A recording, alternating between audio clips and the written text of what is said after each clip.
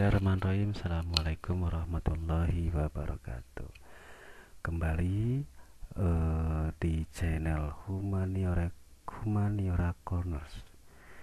Ya, kenapa Humaniora? Karena Humaniora itu adalah perpaduan antara bahasa, sastra, dan budaya.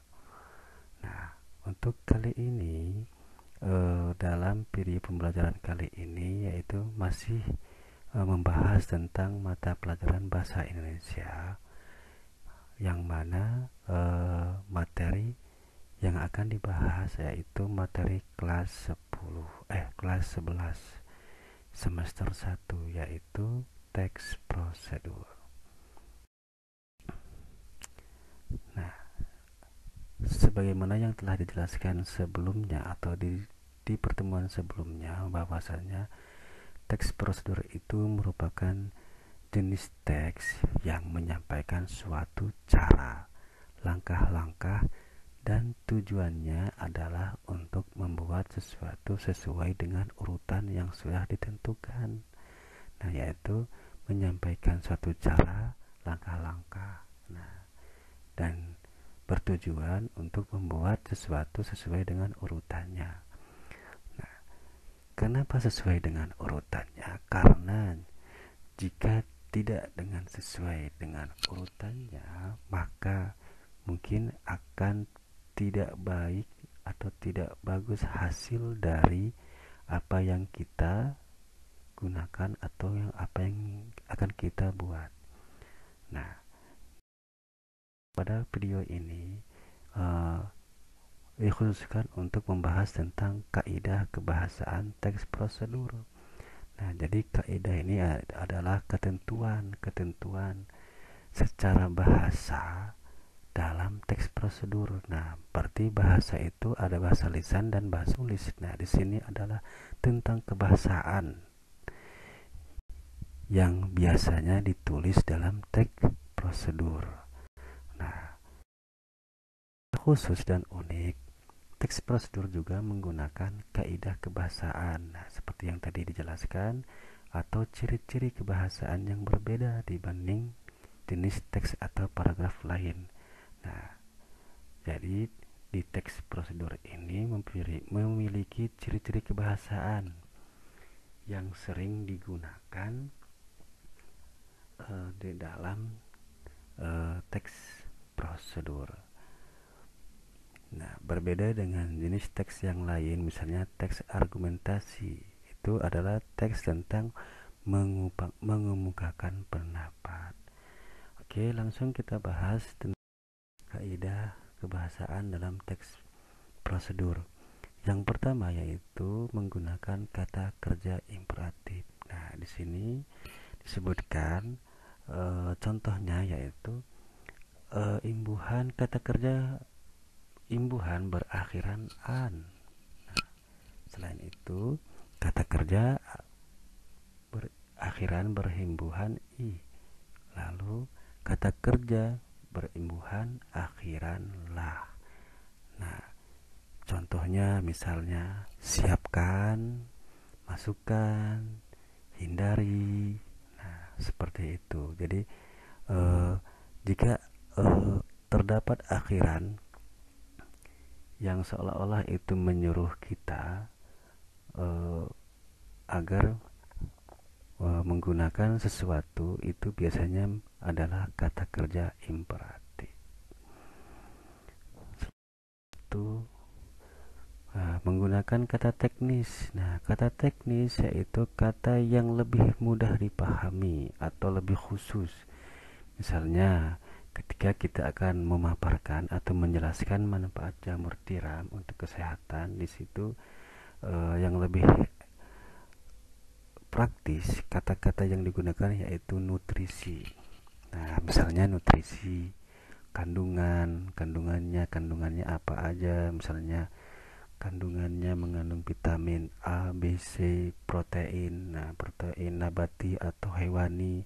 Nah, mungkin kalau jamur mungkin nabati. Nah, kemudian yang ketiga adalah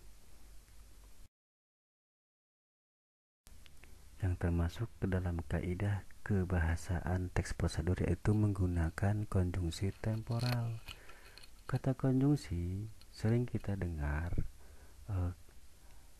dalam menyusun atau membuat kalimat. Nah, karena konjungsi ini yaitu fungsinya menghubungkan satu kalimat dengan kalimat yang lain. Nah, jadi kata konjungsi ini sama aja seperti kata penghubung. Kalau dalam jalan itu adalah jembatannya, jadi menjembati, atau menghubungkan. Nah, kalau temporal ini yaitu tentang waktu. Nah, waktunya yaitu waktu yang selanjutnya, seperti setelah itu. Nah, kemudian, nah itu merupakan kata-kata konjungsi temporal, lalu dan sebagainya.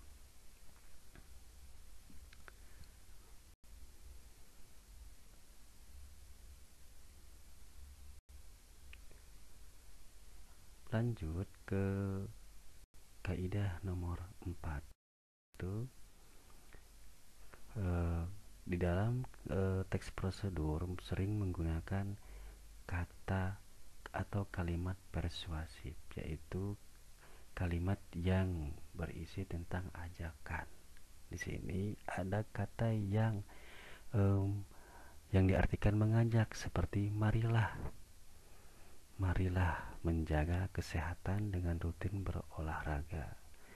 Nah, di sekolah juga kita sering membaca ada kalimat yang berbunyi jagalah kebersihan. Nah, berarti itu mengajak. Nah, mengajak agar menjaga kebersihan.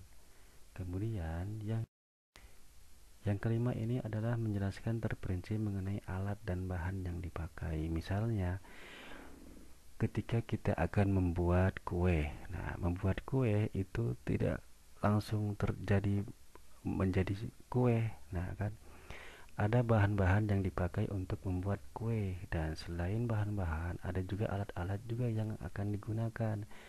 Nah, misalnya ketika bahan-bahannya sudah dicampurkan, nah pasti kita akan menggunakan alat untuk mencampurkan bahan tersebut. Biasanya kalau membuat kue itu alatnya itu misalnya mixer atau blender, itu kan seperti itu. Nah, bahan-bahannya ya bisa aja seperti tepung terigu, gula pasir, mentega, dan lain-lain. Nah, kemudian yang terakhir yaitu menggunakan verba material dan tingkah laku. Nah, verba material, nah kita harus pahami dulu kata verba. Verba ini merupakan kata kerja. Nah, di sini disebutkan adalah kata kerja yang mengacu pada tindakan fisik. Jadi material itu mengacu pada fisik. Misalnya haluskan bumbu. Tidak mungkin kan kalau misalnya haluskan bumbu itu tidak menggunakan fisik. Nah, tidak menggunakan tenaga, pasti menggunakan tenaga. Tuangkan tepung, tidak mungkin tepung itu akan tertuang sendiri. Kemudian verba tingkah laku, misalnya menerima. Nah, ini adalah tingkah laku.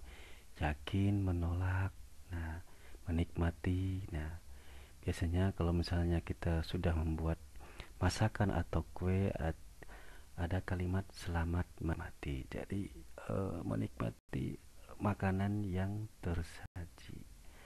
Nah, mungkin sekian pembahasan tentang kaidah kebahasaan di teks prosedur. Jika ada pertanyaan atau apapun silahkan tulis di kolom komentar, atau bisa menghubungi bagi siswa SMKT Al Azharia, bisa menghubungi Bapak di kantor. Sekian, assalamualaikum warahmatullahi wabarakatuh.